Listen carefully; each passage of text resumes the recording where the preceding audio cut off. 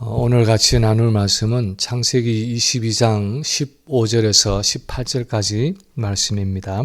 제가 읽습니다.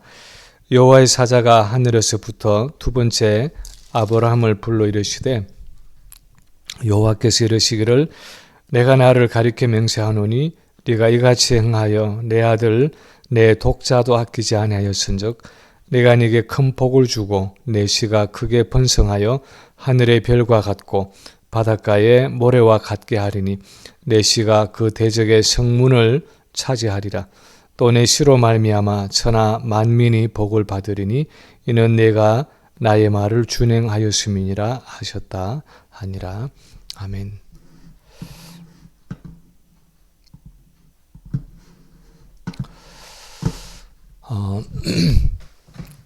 이제 두 주 후면 성탄절을 맞는데 예년에 매년 성탄절을 맞을 때마다 고민한 것 중에 하나가 아이들에게 어떤 선물을 사주어야 하느냐 하는 고민이었습니다.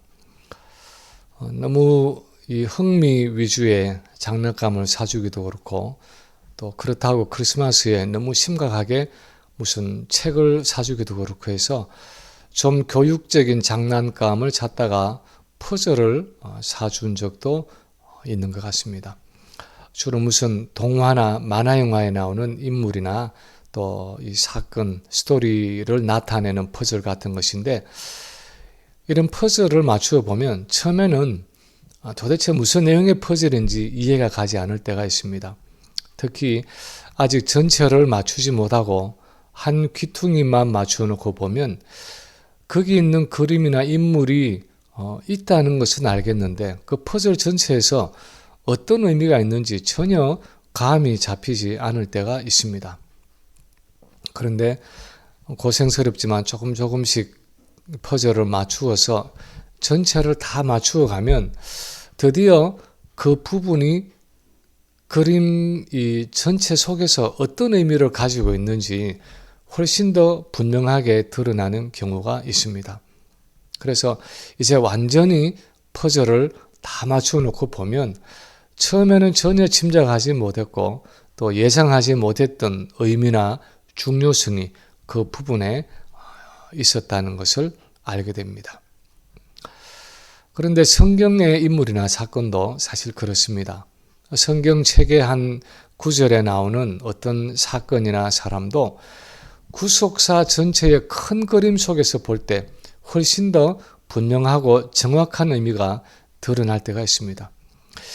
예수님의 성탄 사건이 그런 종류의 사건입니다. 그렇게 구속사 전체의 큰 그림 속에서 볼 때 그 의미가 훨씬 더 분명해지는 것입니다.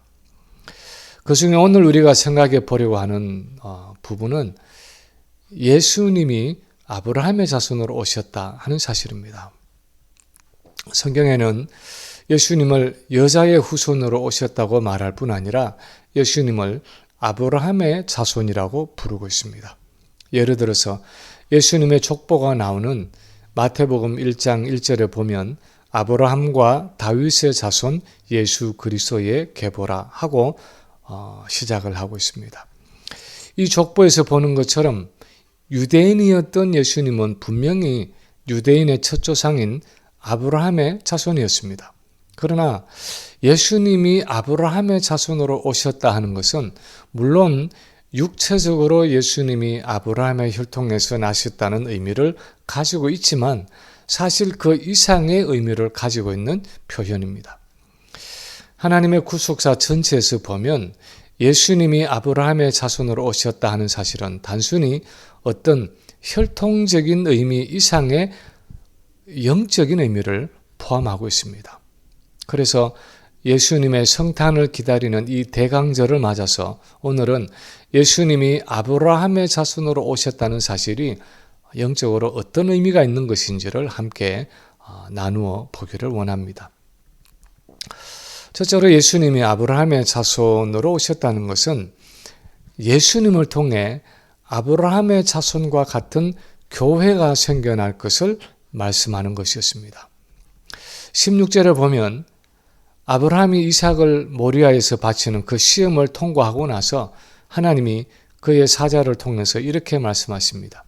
내가 나를 가리켜 명세하노니 네가 이같이 행하여 내 독사도 아끼지 아니하였은즉 내가 네게 큰 복을 주고 내 씨가 크게 번성하여 하늘의 별과 같고 바닷가의 모래와 같게 하리니. 아브라함에게 큰 복을 주셔서 아브라함의 씨가 크게 번성해서 하늘의 별과 같고 바닷가의 모래와 같게 하겠다는 이 말씀은 사실 하나님이 아브라함에게 처음으로 하신 말씀이 아니었습니다. 창세기 12장에 보면 하나님이 아브라함을 갈대아 우르에서 불러내실 때 너는 너의 고향과 친척과 아버지의 집을 떠나 내가 내게 보여줄 땅으로 가라 하고 말씀하시고 나서는 2절에 보면 내가 너로 큰 민족을 이루고 내게 복을 주어 내 이름을 창대하게 하리니 너는 복에 걷느니 너는 복이 될지라 그렇게 말씀하셨습니다. 내가 너로 큰 민족을 이루겠다 말씀하셨습니다. 이것을 창세기 15장에서는 좀 더 구체적으로 말씀하십니다. 4, 5절에 보면 여호와의 말씀이 그에게 임하여 이르시되 그 사람이 내 상속자가 아니라 내 몸에서 날짜가 내 상속자가 되리라 하시고 그를 이끌고 밖으로 나가 이르되 하늘을 우러러 뭇별을 셀 수 있나 보라. 또 그에게 이르시되 내 자손이 이와 같으리라 하고 말씀하십니다. 아브라함의 자손이 하늘의 별과 같이 뭇별과 같이 많아진다는 것입니다. 그러고 나서 오늘 본문에 보면 내가 네게 큰 복을 주고 내 씨가 크게 번성하여 하늘의 별과 같고 바닷가의 모래와 같게 하리니 하고 말씀하고 있습니다. 아브라함을 통해서 그 자손이 하늘의 별과 같고 바다의 모래와 같이 많아진다는 것은 1차적으로 아브라함을 통해서 이삭이 태어나고 이삭을 통해서 야곱이 태어나고 야곱을 통해서 12아들이 그리고 그 12아들이 이스라엘의 12지파를 이루어서 마침내 거대한 민족을 이룰 것이라는 그 육체적인 번성의 의미가 분명히 있었습니다. 그런데 갈라디아서 3장에 보면 바울은 이것을 단순히 육체적인 의미로만 해석하지 않고 영적인 의미로 해석하고 있습니다. 3장 6절 이하에 보면 아브라함이 하나님을 믿음에 그것을 그에게 의로 여기셨다 함과 같으니라.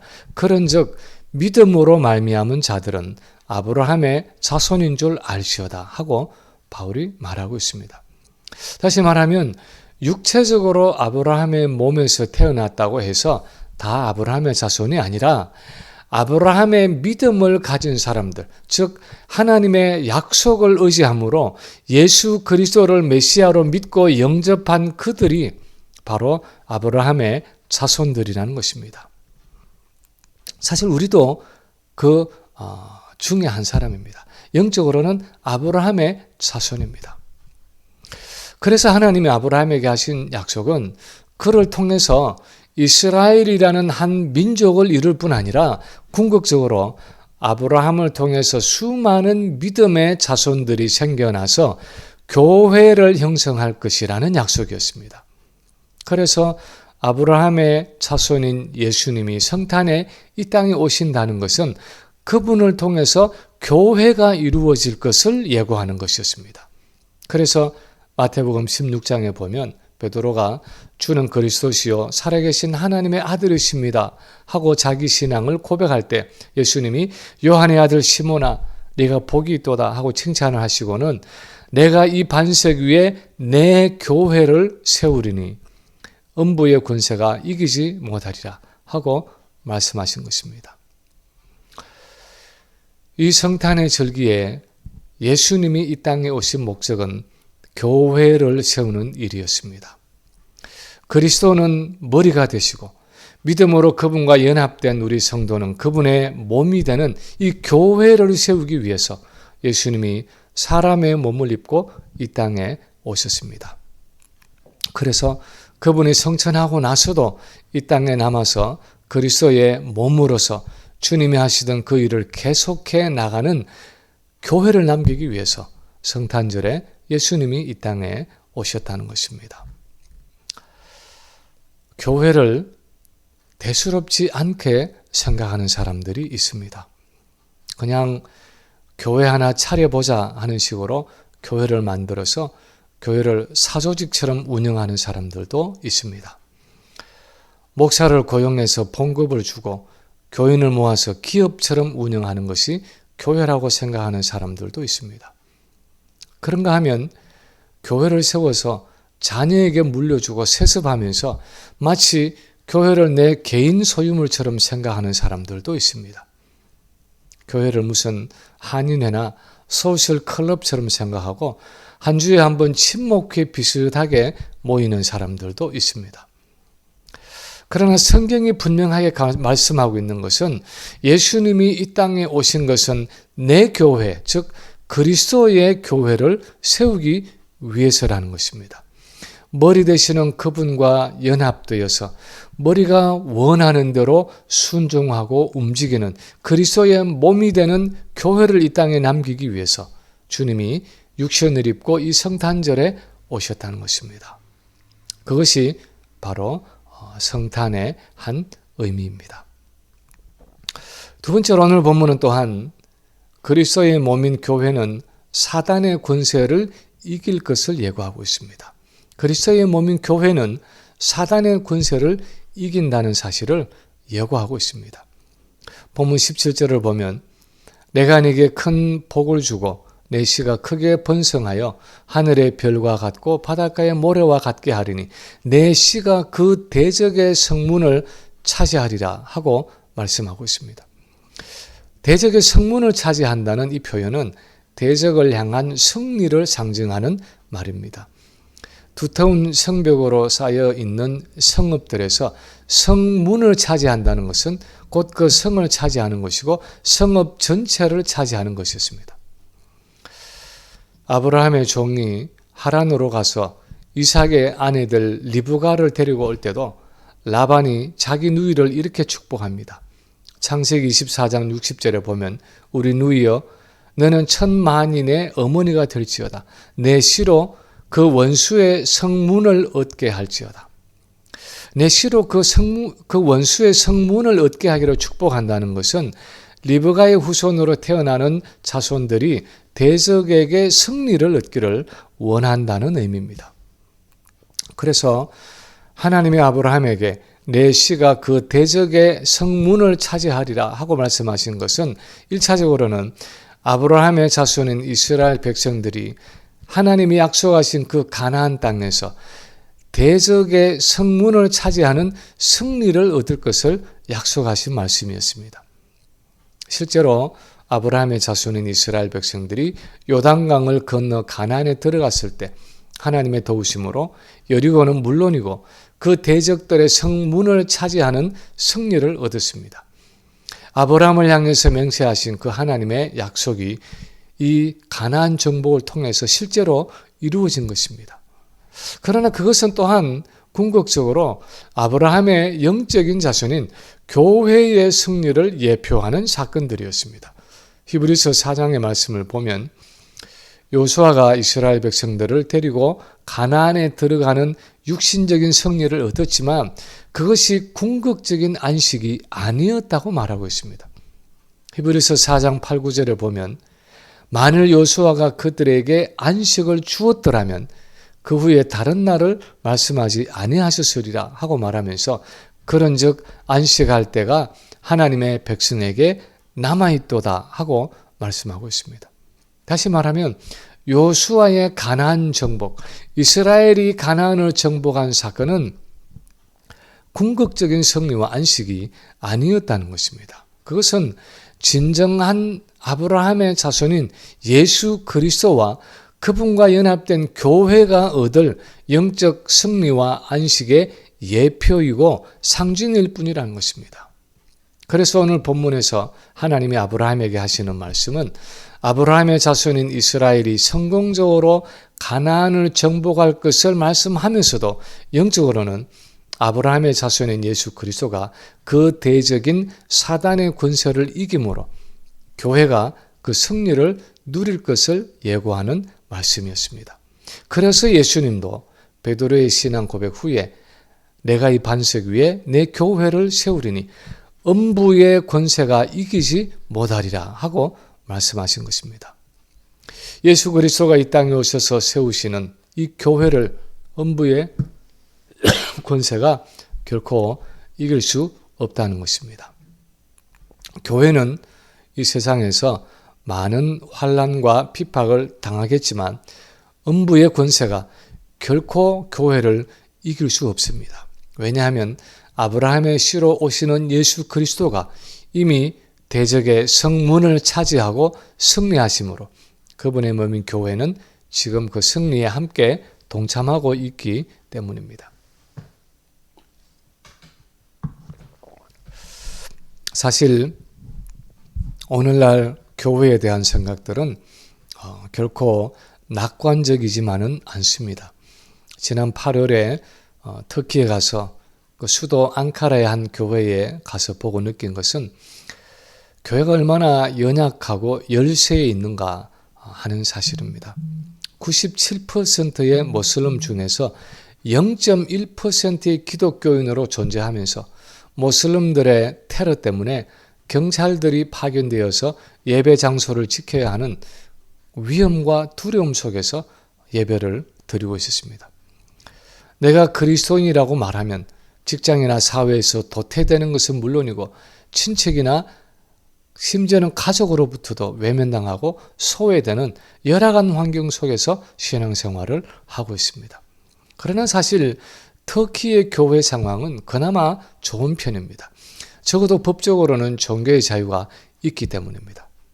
지금 파키스탄이나 나이지리아나 아프가니스탄이나 여러 이슬람 국가에서의 그 교회의 핍박이라는 것은 상상을 초월하는 것입니다. 예수를 믿었다는 이유 때문에 온갖 폭력과 고문을 당하는 것은 물론이고 예수를 믿었다고 산채로 불태워지는 비디오를 본 적도 있습니다. 그러나 예수님이 아브라함의 자손으로 이 땅에 오셨다는 것은 그래서 그를 통해서 하늘의 별과 같고 바다의 모래와 같은 많은 신자들이 생겨나서 교회를 이룬다는 것은 교회가 그런 핍박과 환난에도 불구하고 마침내는 승리한다는 것을 의미했습니다. 그것이 본문에서 하나님이 아브라함에게 주신 약속이었습니다. 코비드 이후에 우리 이민교회들도 많은 침체를 경험하고 있습니다. 큰 교회들의 이야기를 들어보면 사람들이 이전처럼 교회에 오지 않는다고 말합니다. 특히 젊은이들을 찾아보기가 어렵다고 말합니다. 교회마다 교육부도 많이 줄었다고 말합니다. 숫자에서뿐 아니라 재정도 줄고 헌신도 줄고 사람들은 이전같이 교회 봉사에 열심을 내지 않고 있습니다. 어쩌면 편한 신앙생활에 익숙해져서 많은 사람들이 예전의 가난한 성도들처럼 교회를 나오지 않고 신앙생활을 하는 온라인 신자가 되어가고 있습니다. 그런데도 우리가 이 성탄의 절기를 맞으면서 기억해야 하는 것은 아브라함의 자손으로 오신 예수 그리스도는 대적의 성문을 얻는 승리를 쟁취하셨고 교회는 그의 몸으로서 음부의 권세가 결코 이기지 못하는 승리를 경험할 것이라는 사실입니다. 사람들은 교회의 승리를 어떤 외적인 것으로 평가하려고 하는지 모릅니다. 교회 건물의 크기나 교인의 숫자로 교회가 승리하는가 패배하는가를 측정하려고 하는지 모릅니다. 재정이나 프로그램을 가지고 교회 부흥이나 성장을 말하는지도 모릅니다. 그러나 사실 예수님이 말씀하신 것처럼 하나님의 나라는 눈에 보이도록 오는 것이 아니라 우리 안에 있는 것입니다. 우리의 심령 가운데 있고 우리의 삶 가운데 있는 것입니다. 교회가 얼마나 그리스도와 온전히 연합되어 있고 얼마나 그리스도와 친밀하게 교제하고 있고 그분과 얼마나 가깝게 동행하고 있고 그분께 얼마나 순종하는 삶을 살아가느냐가 바로 교회가 승리하고 있는가 패배하고 있는가 하는 관건인 것입니다.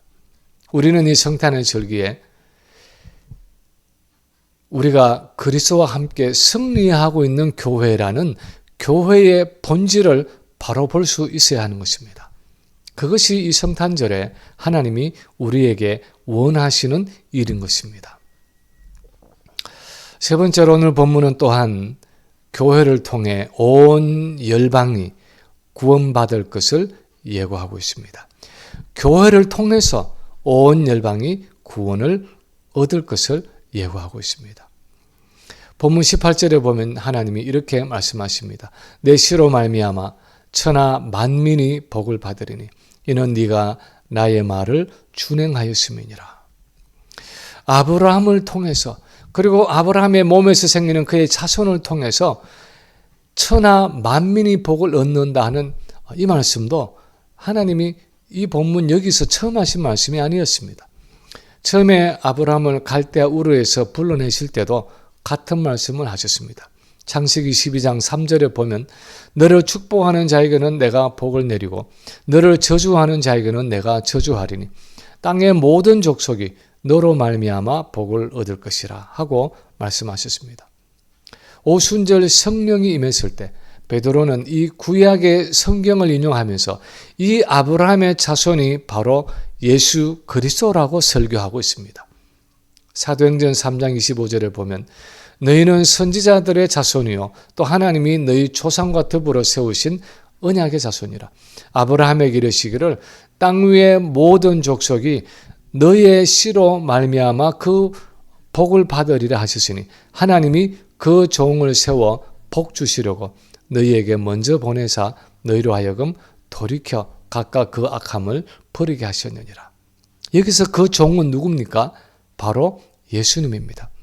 베드로의 설교 요지는 하나님이 아브라함에게 땅 위의 모든 족속이 너희의 씨 또는 너희의 후손으로 말미암아 복을 받으리라 하실 때 아브라함의 후손은 바로 예수 그리스도라는 것입니다.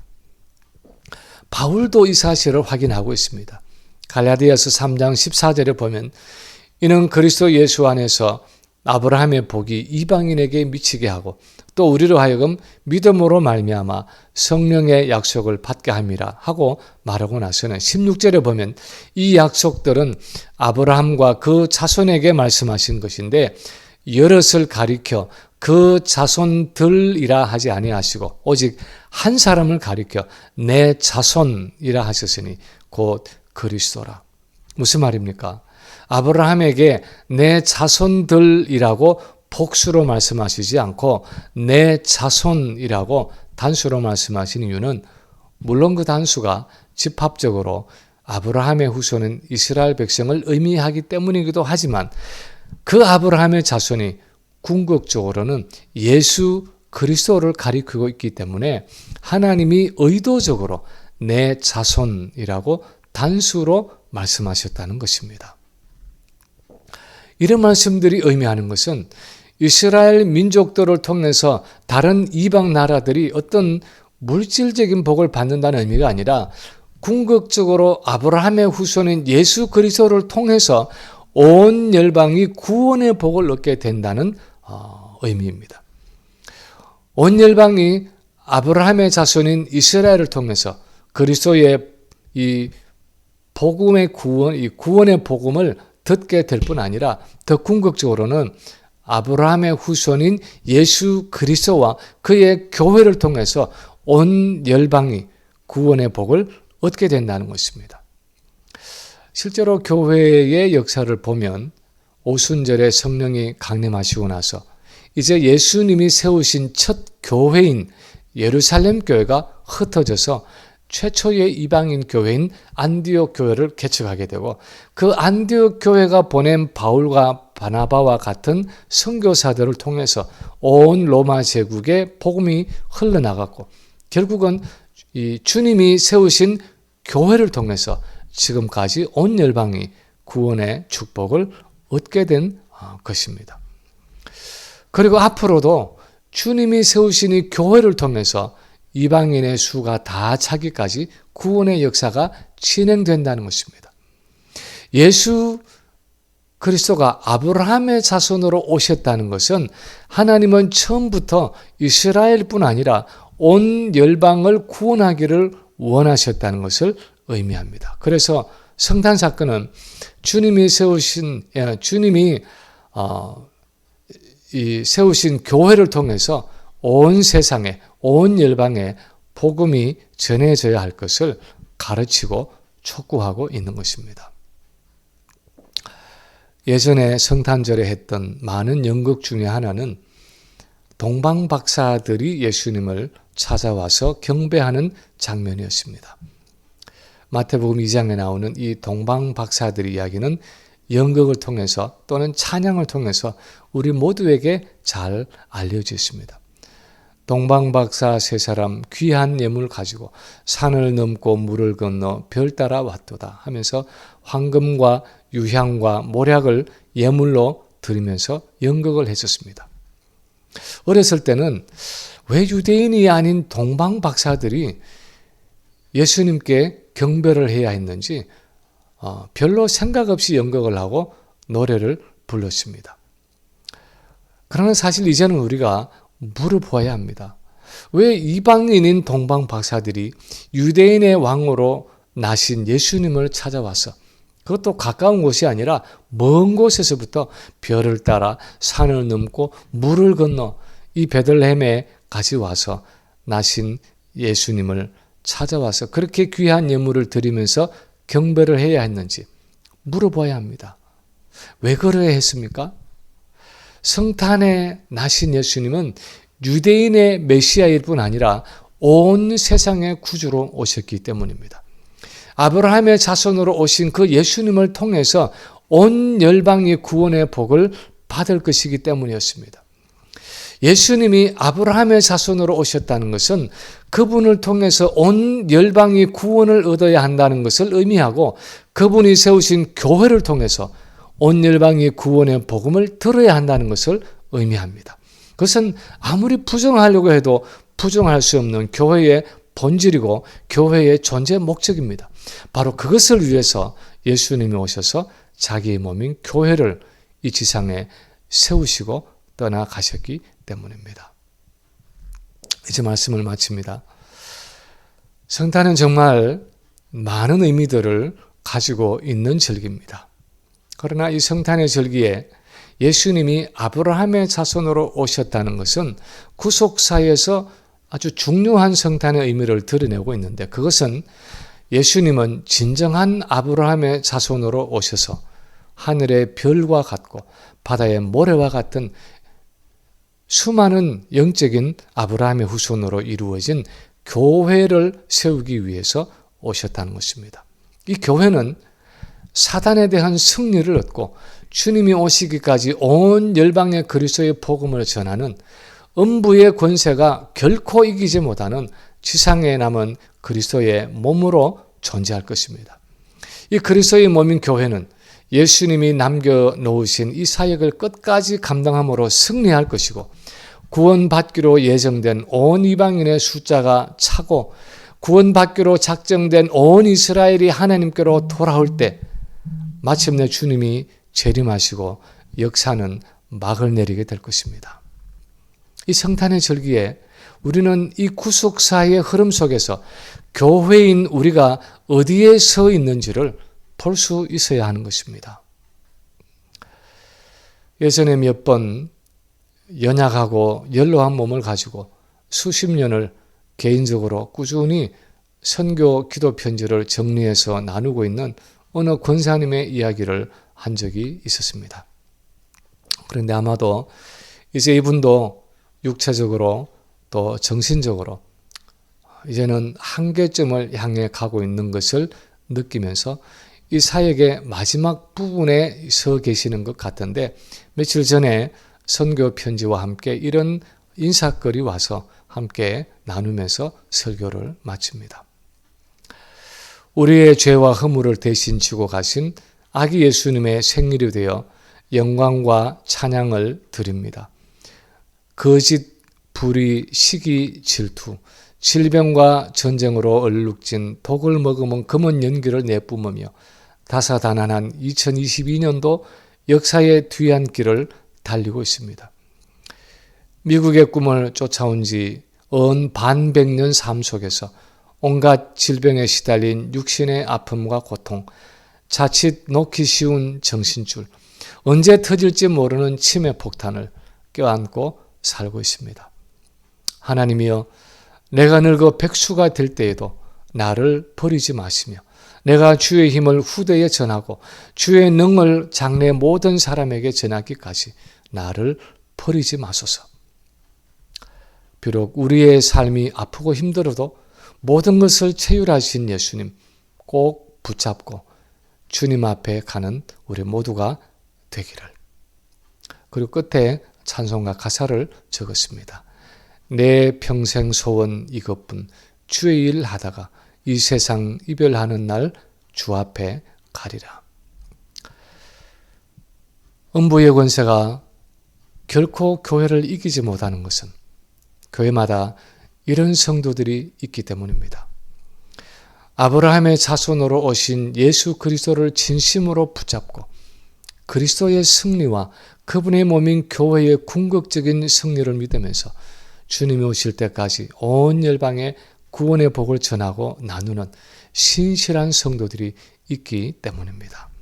이 성탄의 절기에 다시 한번 온 열방의 구주로 오신 예수 그리스도를 바라보면서 우리에게 남겨주신 복음 증거의 사명을 잘 감당하는 우리 모든 성도들이 되시기를 주님의 이름으로 간절히 축원합니다.